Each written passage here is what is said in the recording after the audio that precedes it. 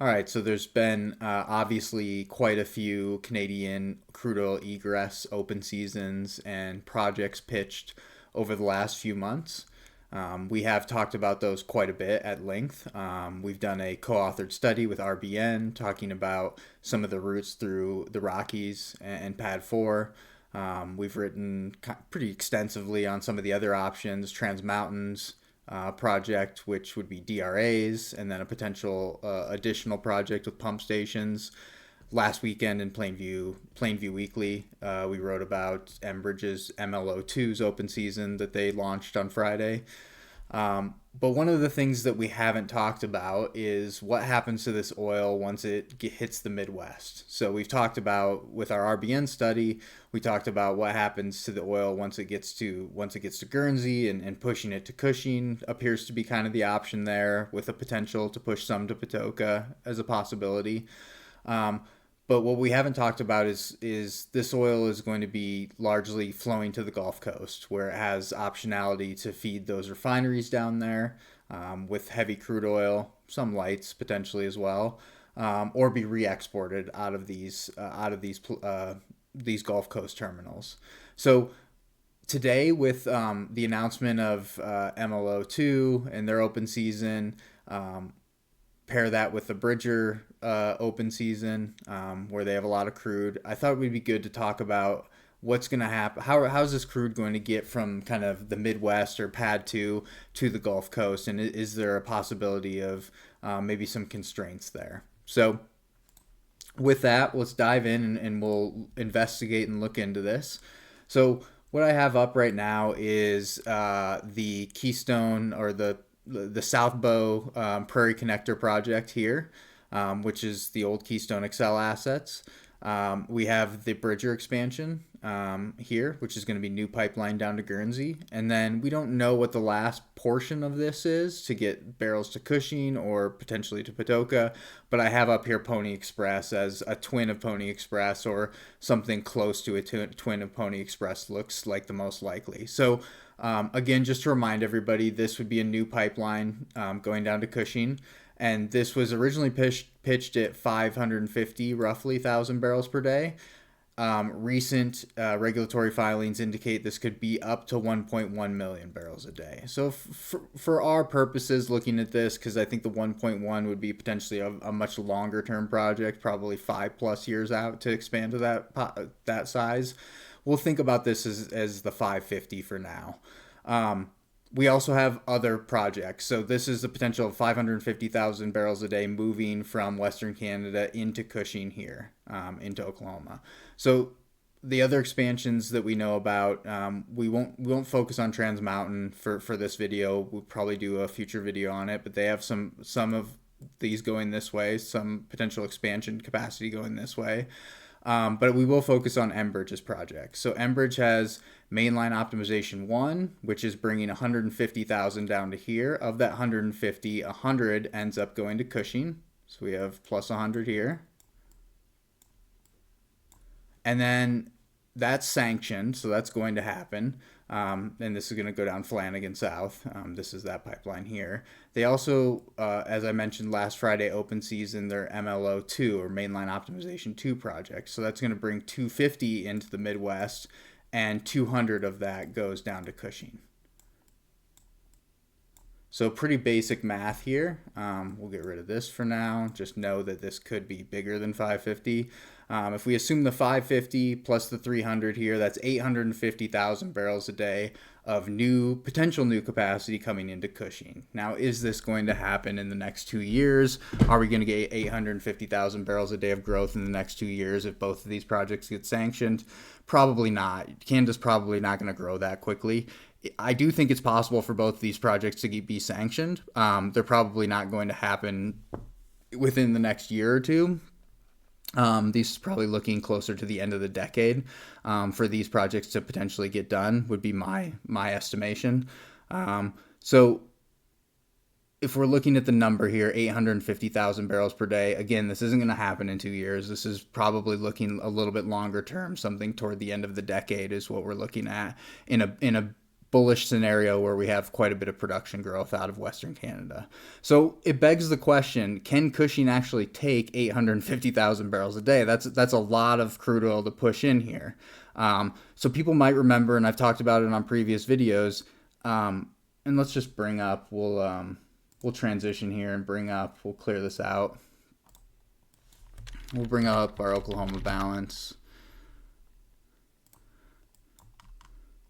So there are a lot of straws in and out of Cushing. So you might think that Cushing is pretty protected from getting discounted or getting filled up, and it is, but it has happened before where it's been filled up and you've seen significant discounts in the price of Cushing versus places like the Gulf Coast. So the one time that I'm thinking of was 2018 and 2019 when the Permian was really growing a lot, and these pipelines from the Permian to the Gulf Coast filled up, and we got a lot of barrels flowing up this way to Cushing to get to a market. What happened was this became constrained, and your outbound pipelines became constrained there, and they weren't able to get out. So let's highlight what that actually looked like. We'll look at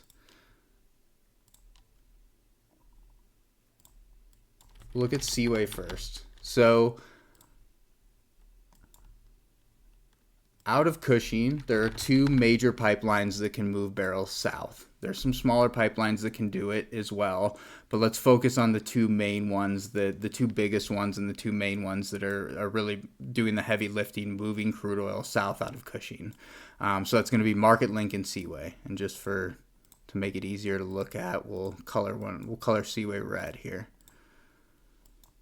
So if we look at Seaway and we look at what happened in 2018 and 2019, you'll see that this pipeline filled up back then. So you had those Permian barrels coming up that filled these pipelines and other pipelines coming out of Cushing, and you got significantly dislocated prices at Cushing. I think it was to the order of $5 to $6 discounts versus what you could get on the Gulf Coast. Marketlink also filled up at that time. So if we look at the actual volumes there, you can see that it filled up here, and that caused a pretty significant price dislocation at Cushing. Now, with 850,000 barrels a day, potentially 850,000 barrels per day coming down into Cushing over the next 5 years, do we have space to take those barrels? So again, we're going to focus on Seaway and Marketlink. There's a couple other pipelines that could take some incremental barrels, but it's pretty small. It's not a lot. So if we focus on Seaway first, Seaway's, it may not look like it here, but it's two parallel 30-inch pipelines that are coming down here. One of them has a capacity of 600,000 barrels a day. One of them has a listed capacity of 350,000 barrels per day. So there's 950,000, as you can see here on my graph, 1,000 barrels per day of capacity on Seaway today. Now, you notice I said that they're both 30-inch pipelines. One's an older pipeline. It was built in the 70s. One's a newer pipeline. It was built, I believe, was completed in 2014. So the newer pipeline has the higher capacity. It's at 600. The older pipeline's at 350. Now, capacities can vary based on the age of the pipeline and how much pressure that pipeline can take. Based on the open season that Enbridge put out on Friday, I do think that they're planning to expand one or both of these pipelines. I would guess it's probably the older pipeline can probably take a little bit more.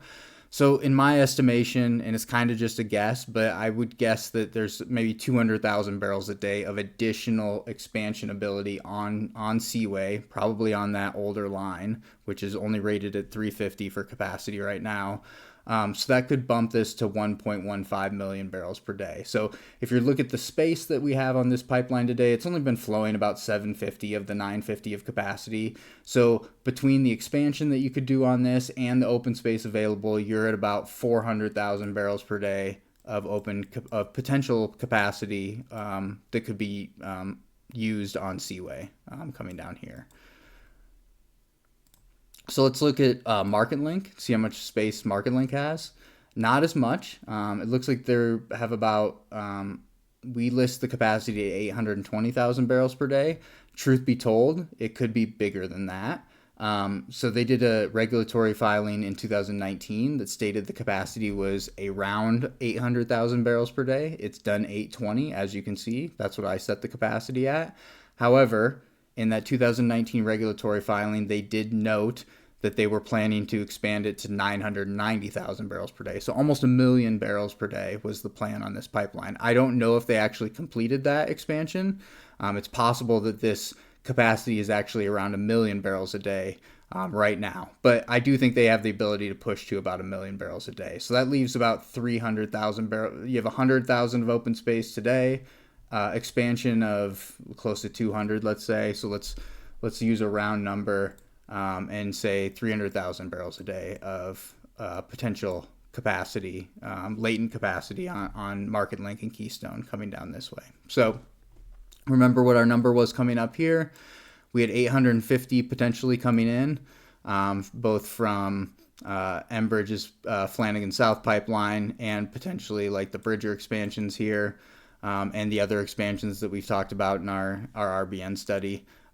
You could get some more barrels here. Sorry, this is 550. So 550 coming down this way, 300 coming this way, 850 total, and only 700,000 barrels a day of space there. So you would likely be extremely tight in a situation where both all of these MLO1, MLO2, MLO1's already sanctioned, but if MLO2 gets sanctioned, plus the Bridger, a full 550 on the Bridger expansion gets sanctioned, you would be extremely tight with 700,000 barrels a day of capacity and 850,000 barrels a day coming in here. Now, why do I say that you would be tight and not completely full? Well, this is where looking at how pipelines operate and the effect of displacement makes things a little bit tricky to think about.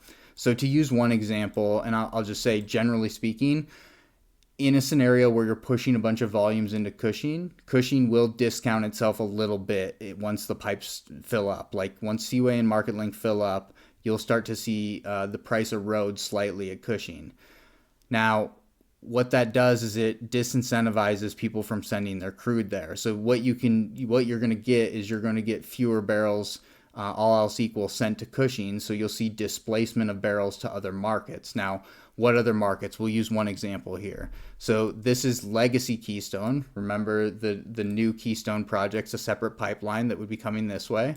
This blue piece here is Legacy Keystone. Legacy Keystone, if we click on this flow point here, moves around 600, a little over 600,000 barrels per day typically. Most of those barrels, based on my analysis, and I don't have the exact barrels, I don't think it's published anywhere, but most of those barrels, I would guess 400 to 450,000 barrels per day flow down to Cushing, with 150 to 200,000 barrels a day flowing this way toward Wood River and Patoka. Now, in a scenario where this is bringing in a bunch of new crude and we fill up these pipelines here, it is going to incentivize shippers on Legacy Keystone to shift their barrels toward Patoka. So they would shift their barrels toward Wood River and Patoka this way, and then fewer barrels would be coming down Legacy Keystone into Cushing. So that's one of the effects that you would have in a scenario where you're bringing just a lot of barrels into Cushing. It's going to squish around barrels to other markets as they look for higher prices. So what happens to these barrels? I think it's important to think about what happens to these barrels that are coming down here. And really, this is where we talked about how with all these barrels heading toward Cushing, it's going to be good for Seaway and Market Link, but it's going to have secondary or derivative effects that are good for probably pipelines that are flowing south out of Patoka. So this is the Patoka area or the Patoka hub here. And we do have some pipelines that flow out of Patoka. So let's just pull those up really quick.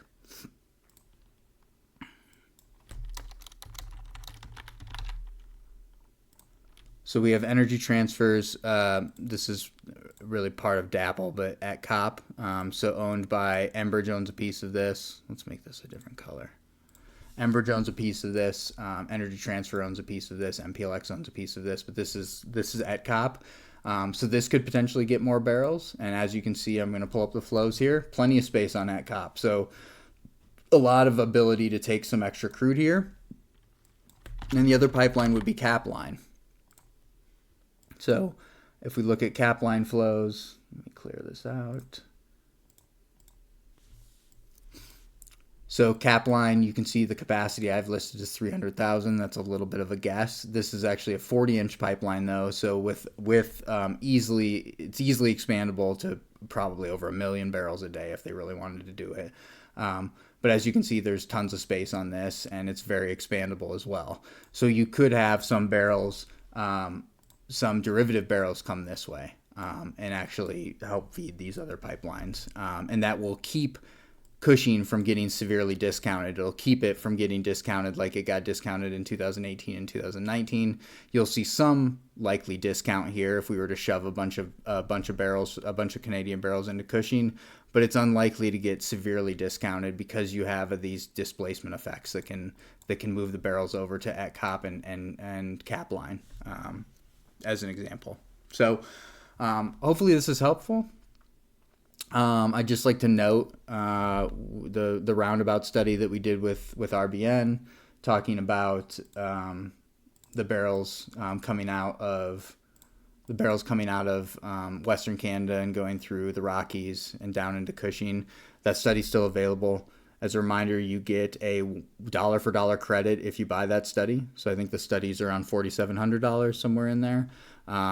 If you buy that study, you get a dollar for dollar credit toward a yearly subscription to our tool, the tool that I've been showing here. So please check that out. I'll provide a link in the body of this video, my writings of this video, where you can reach out to RBN and get that study, and then just reach out to me for your dollar for dollar credit for our platform that you see here. So hope everybody has a good week. Reach out if you have any questions. Have a great week.